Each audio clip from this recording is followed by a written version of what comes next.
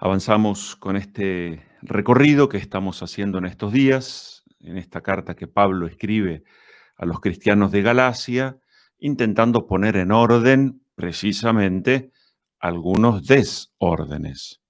Porque Pablo tiene que dejar bien en claro que tiene una autoridad que se corresponde con la elección que Jesús hizo de su persona, porque, insisto una vez más, como decíamos ayer, a Pablo lo que le interesa es que no se desacredite, que no se ponga en tela de juicio, que no se menoscabe las enseñanzas, la transmisión del Evangelio, de la buena noticia que él está haciendo en esa comunidad.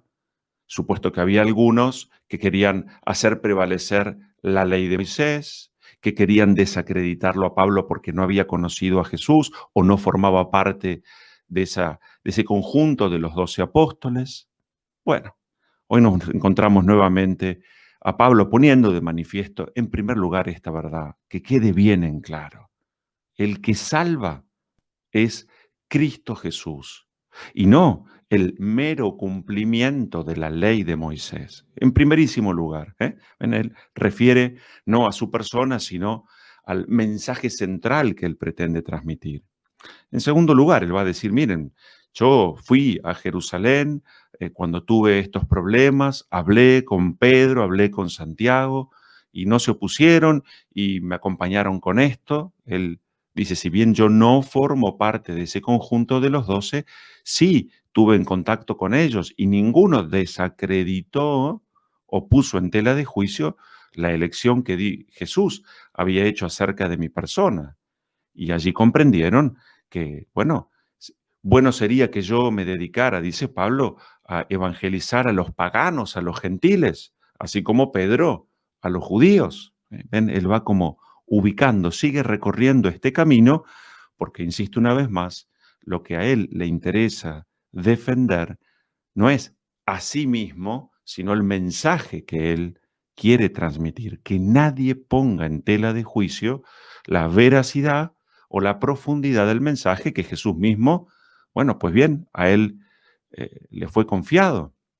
Habrá algún otro evento donde Pablo junto a Bernabé van a tener que recurrir, así como lo relata el libro de los Hechos, a Jerusalén también para un tema de la circuncisión. No importa, yo me quedo muy brevemente con estos pasos que dan los apóstoles junto a Pablo para resolver un problema, porque en esto me parece que es muy lindo que podamos reflexionar y aprender de estas claves, de estas ayudas, de estas enseñanzas que también a nosotros nos transmite la buena noticia de Dios.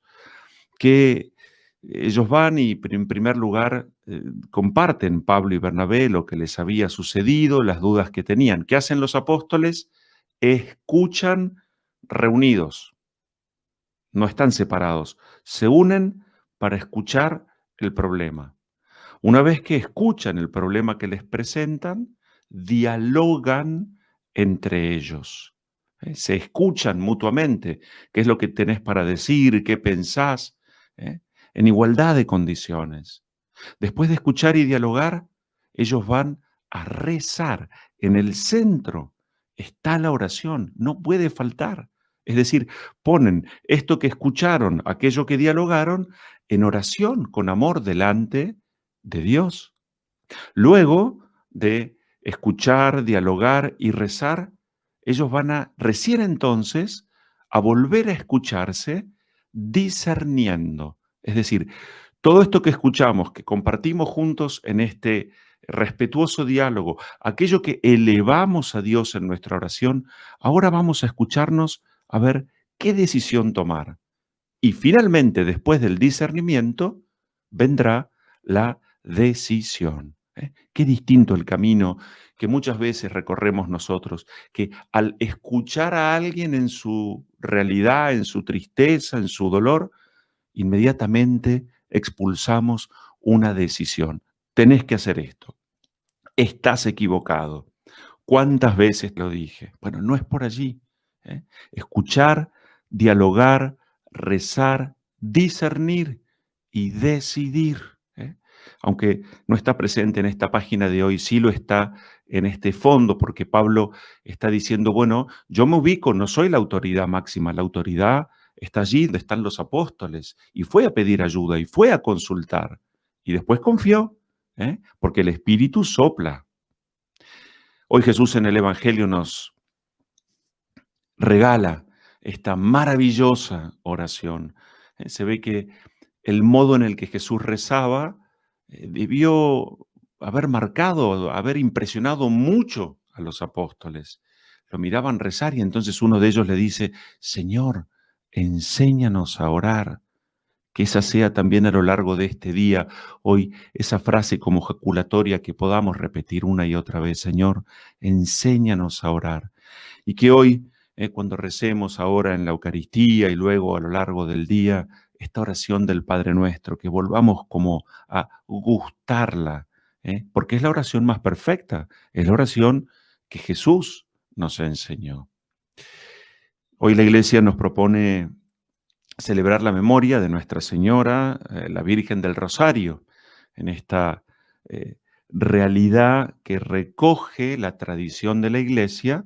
Por supuesto que la Virgen María es una sola, a ella la invocamos bajo distintos llamados, hoy concretamente como la Virgen del Rosario.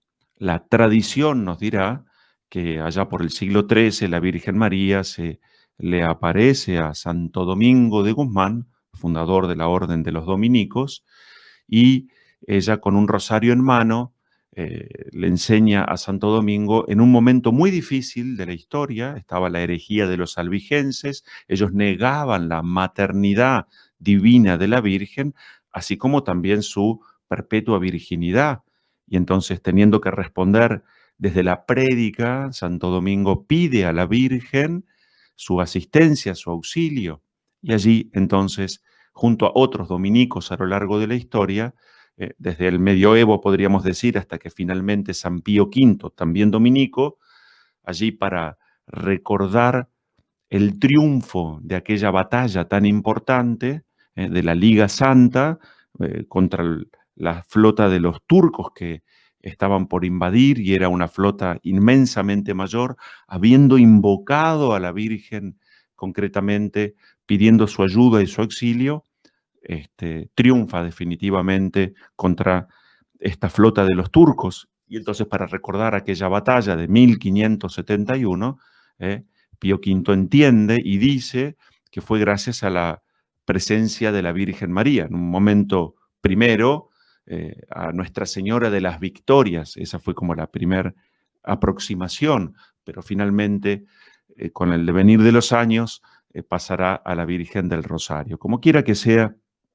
esta oración tan linda que nos hace meditar, como siempre, todo lo que tenga que ver con la Virgen María, humilde ella, está referido a los misterios de nuestra salvación. El rosario no es otra cosa que, lo dirán muchos santos, arma eficacísima para nuestro vínculo, en nuestro vínculo con Dios, en la lucha contra el maligno y contra el mal y las tentaciones que nos rodean. ¿Por qué? Porque el rosario, en esa repetición pausada, meditada de cada Ave María, nos pone por detrás de ese misterio que contemplamos, de luz, de gloria, de dolor, de alegría, lo que fuera. Y allí entonces nos encontramos meditando a lo largo del día los misterios de nuestra salvación.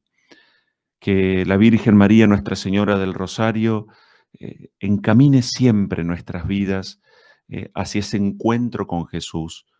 Las oraciones, las devociones pretenden ser un puente, un modo en el que nos ponemos en relación, en contacto con lo profundo de nuestro Señor.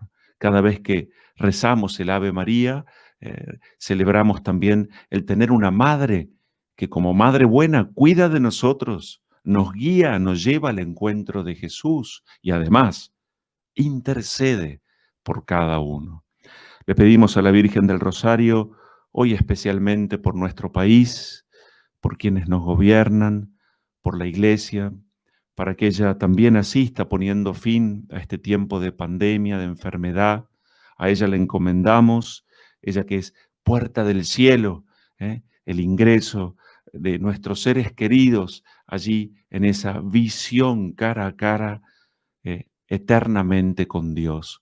A ella le pedimos también que infunda en nosotros la piedad, la sed de Dios, que el rosario que tenemos en nuestras manos, que meditamos, que contemplamos, sea siempre para protegernos de aquel que pretende malograr en nosotros la obra de Dios.